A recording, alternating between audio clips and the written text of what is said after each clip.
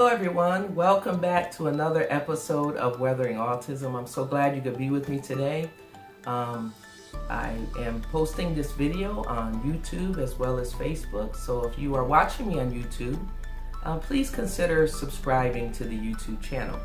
And if you're watching me on Facebook and it's your first time watching a video, please consider following me on Facebook and sharing this video with someone.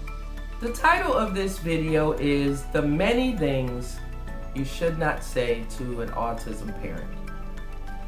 And I decided to title it that because, I found other videos like this on YouTube, and it was the 5 things you shouldn't say, the 10 things you shouldn't say, the 20 things you shouldn't say.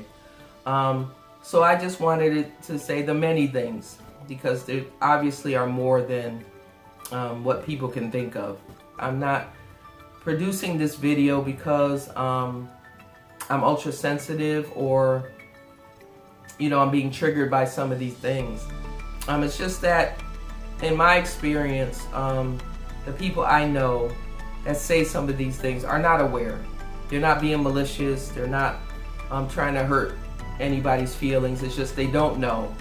And I think it's important that people know what can hurt someone's feelings or make them feel some type of way. I am going to solicit some help in this video from another autism mom that I found that I thought was interesting, and I was able to get permission to use some of her content.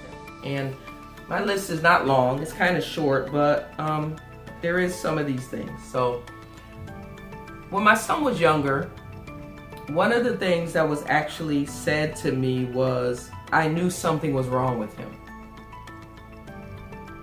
I knew something was wrong with him. And on the surface, that may not seem like, a big deal. But to hear that as a mom who just freshly got a diagnosis for her son and has been dealing with all this stuff, that's probably the last thing someone needs to hear. That you had your suspicions and you knew it, and it's to me it's not helpful. And again, a lot of times it's relatives. They sometimes when you have family members, they feel that they have liberty to say certain things to you without any regard for what you may be going through. And so that was one of those things. If I were to give any advice to you, and someone who just got the diagnosis, don't say that to them. Don't say you knew. Even if you did have an inkling, the best thing, and I probably should end with this, but I'll say this at the beginning, the best thing you can do if you know someone who has a child with autism is to just be quiet and listen to them. Listen to them. Listen to what they're going through. Don't try to psychoanalyze them. And I know people are trying to be helpful, and everybody's journey is different. Every autistic child is different. And so the best thing to do is to just sit and be a good friend, be a good loved one, and sit and listen. Another one, this was a biggie that I found was common in most of these videos that I researched, was what's their hidden talent? What is that special thing that they're good at that puts them head and shoulders above everybody? That comes from television. That comes from TV. People are watching movies like Rain Man and thinking every autistic child is like Rain Man, and they can open up a phone book and memorize all the phone numbers. That's not the picture of autism for everybody. So when I first, and I found that this one was common too for other autism parents. This one was really hard, and I don't want to say it make me angry, but there was some very strong feelings and emotions, and even to this day, I can hear this from people, and it is that would be my worst nightmare.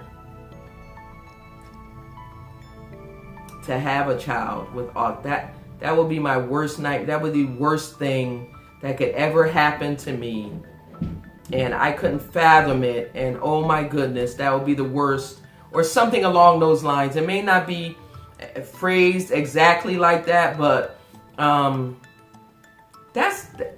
want to tell you, that's terrible. That's a terrible thing to say to someone who has a child with autism. How horrific that would be if this were to happen to you. You know, and I think I shared this in prior videos where someone actually told me they would abort their child if they knew that their child had autism. And then I've heard it from people who have children. My goodness, what would I do if my child, I have a little child now, what would I do if my child gets older and they're autistic? That's very insensitive, because you do have a child, and you don't look at your child as this is the worst thing that could ever happen to you in life, that you have a child with autism and it's the end of the world for you, and you don't look at things like that. But then you have people who love you and care for you and who are saying stuff like that. Another thing, don't say I'm sorry. Don't say you're sorry. So that kind of connects with the other thing about, you know, this being the worst thing in the world. One video, it was hilarious. They acted that out where someone was saying, "Oh, I'm so sorry," and they were like, "Wow, are you the one that causes autism? Why are you sorry?" So I know people mean well when they say it, but don't say it. Don't say you're sorry.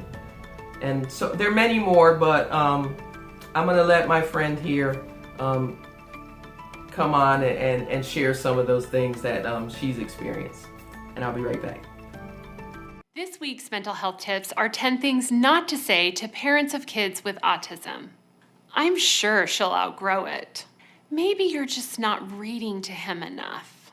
She can't be autistic. She can speak and make eye contact. Well, God doesn't give us more than we can handle. A side note on that's actually not true. 1 Corinthians 10:13 is often taken out of context, speaking to the fact that God will not let you be tempted more than you can bear. And when you are tempted, he will show you a way out. This has nothing to do with the fact that we will face things in life that are more than we can handle. And that's why we need God to give us strength. We need friends and family to support us, and we need medical professionals to share the wisdom that they have learned. I've heard that you can cure autism. Maybe try going gluten-free.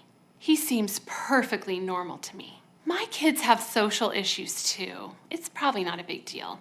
Maybe you need to have more consistent discipline. What do you think caused it? She doesn't respond when I talk to her. Maybe she's deaf. Have you checked her hearing? Those are the things. So if you are an autism parent and there's something that I didn't mention that really you would rather not people say to you as an autism parent, share them in the comments. I'd like to hear from you. Thank you again for tuning in to Weathering Autism. We'll see you next time when we have a new video to put up. Don't forget to like, follow, subscribe, and to share. Until next time, bye-bye.